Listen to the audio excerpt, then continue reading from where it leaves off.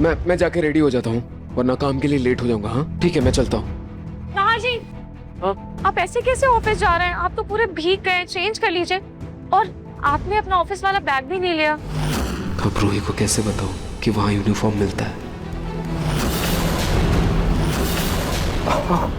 हाँ मैं भी पागल हूँ, भूल गया था, सॉरी। अब मैं चेंज कर लेता हूँ। वॉलेट, हाँ एक सेकंड, इसको रख देना, उतर आया अभी। अरे नाहर जी का वॉलेट तो पूरा भीग गया है, कहीं पैसे ना भीग जाए।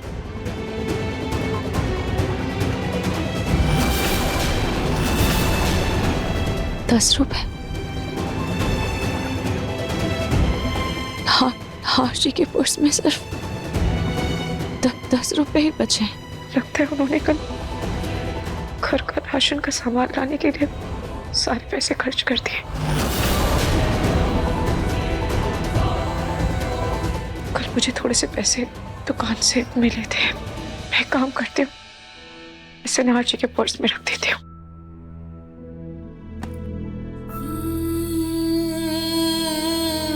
रूही,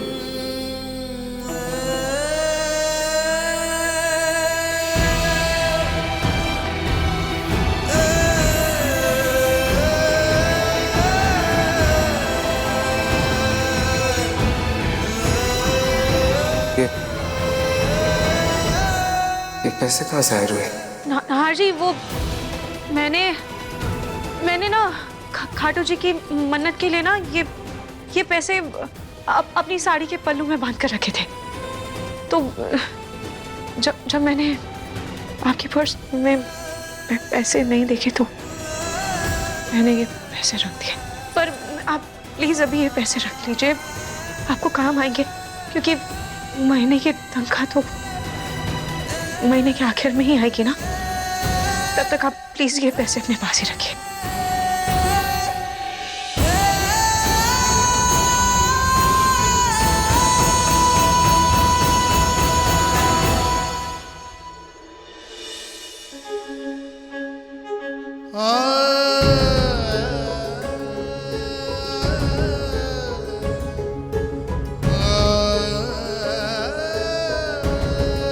मैं बहुत जल्द सब कुछ ठीक कर दूंगा, प्रॉमिस।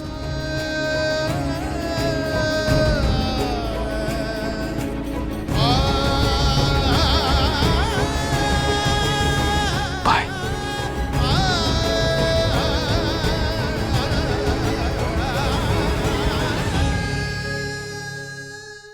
मैं भी जाकर थोड़ा सा पानी ले आती हूँ, बाहर से बर्तन धो लूंगी, सारे बर्तन गंदे हो गए। पर मैं भी पूरी गीली हो गई हूँ। एक काम करती हूँ, पहले कपड़े चेंज कर लेती हूँ, उसके बाद जाती हूँ। सुनो, आज पानी शाम को आएगा। अच्छा ठीक है, थैंक यू सुषमा जी। पानी तो शाम को आएगा, तो बचा हुआ काम भी मैं शाम को ही कर लूंगी। अब फिर फिलहाल मैं निकलती हूँ।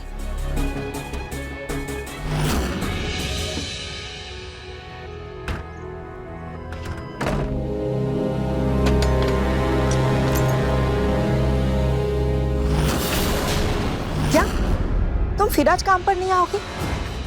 अरे तो पहले से बता के क्यों नहीं गई? हाँ, इतना सारा काम पड़ा है, कौन करेगा? हेलो हेलो, बात सुनो। हेलो,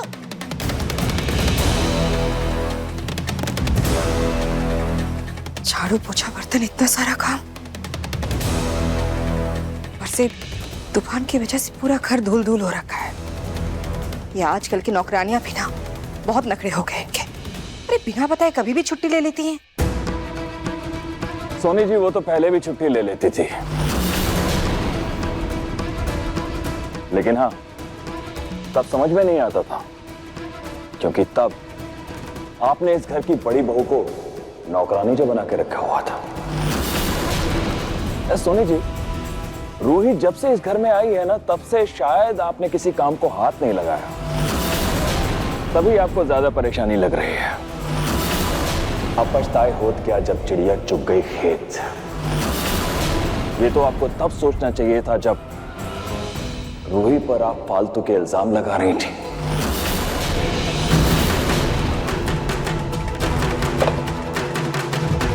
रतन जी, क्यों बात बात पर आप हर बार एक ही चीज सुना रहे हैं? नाहर के घर से जाने के बाद सौतेली माँ होने का एहसास क्यों दिला रहे हैं मुझे? क्या कहना चाहते हैं आप? मैं पूरी माँ हूँ रतन जी, मैंने उन्हें जाने के लिए नहीं कहा था, इसमें मेरी कोई गलती नहीं है।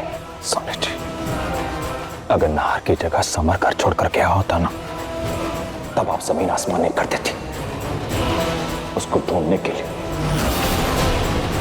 लेकिन नाहर के जाने पर आपको रत्ती भर भी कोई फर्क नहीं पड़ा। जी, मैं नाहर की सगी माँ नहीं हूं ना, इसलिए आपको बार बार मौका मिल रहा है मुझे गलत साबित करने का। लेकिन माँ जी भी तो वही थी ना, और वो तो नाहर की सगी दादी भी है। आप उन्हें कुछ क्यों नहीं कहते? सोनी,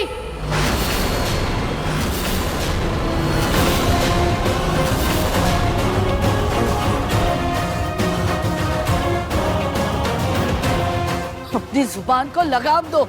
माफ कीजिएगा माँ जी, लेकिन मुझ पे गुस्सा दिखाने के बजाय इनसे कहिए ना मुझे ताने देना बंद करें। पापा शांत हो जाइए, हम सब जानते हैं कि मम्मा कितना प्यार करती है नाहर भैया से। प्लीज ऐसे मत बोलिए, प्लीज शांत हो जाइए। हाँ अवनी बेटा, पहले मुझे भी ऐसा लगता था। क्या करें, धीरे धीरे मेरी गलतफहमी दूर हो रही है।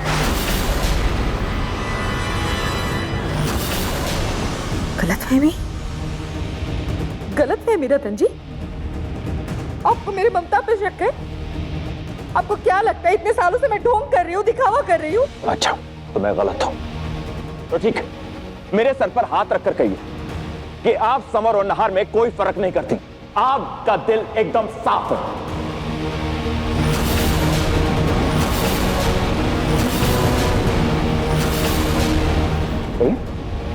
रखिए रखिए मेरे सर पर हाथ और कहिए कि आप नहार और समर में कोई फर्क नहीं करती। आपको नहार की जितनी फिक्र है उतनी समर की फिक्र है। आप नहार से उतना ही प्यार करती हैं जितना आप समर से प्यार करती हैं।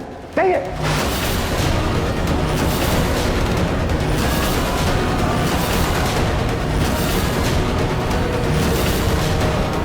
बोलिए सोनी जी। सगे भाई बहन ही प्रॉपर्टी जायदाद के मामले में सगे नहीं रह जाते। रूही और जूही सगी बहनें नहीं हैं, ठीक वैसे ही जैसे नाहर दामाद जी और समर दामाद जी सगे भाई नहीं हैं।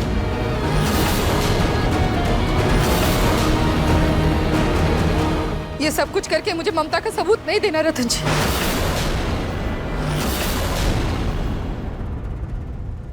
उसकी कोई जरूरत नहीं सोनी जी, मुझे मेरा जवाब मिल गया।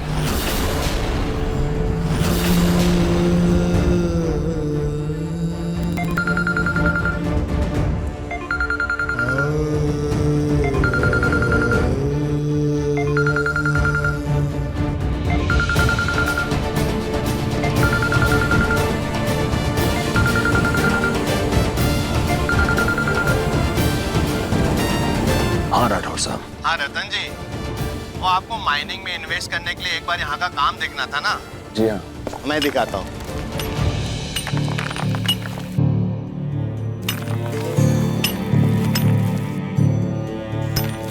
देखिए राठौर साहब, कुछ क्लियर नहीं दिख रहा है। थोड़ा सा कैमरा आप लाइट की तरफ घुमाइए ना। ओके रतन जी।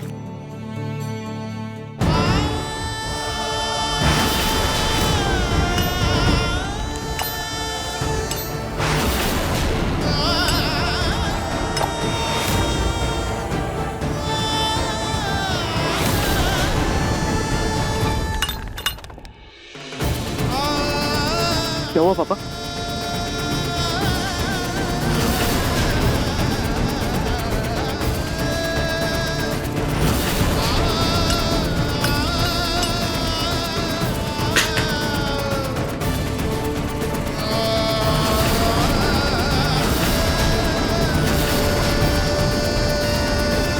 पापा पापा रतन!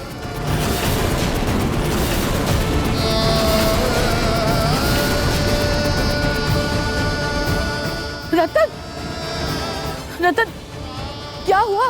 तुम ऐसे नीचे जमीन पर क्यों बैठ गए? महलों में रहने वाला मेरा बेटा, इस घर का लाडला, हर किसी की आंखों का तारा।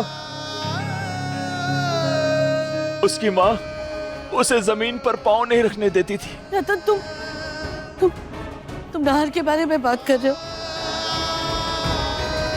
क्या हुआ मेरे नाहर को? समर बताओ ना। अरे चुप क्यों, बताओ क्या हुआ मेरे नाहर को? दादी, वो वीडियो कॉल में देखा कि नाहर भैया वाइन्स में मजदूरों का काम कर रहे हैं।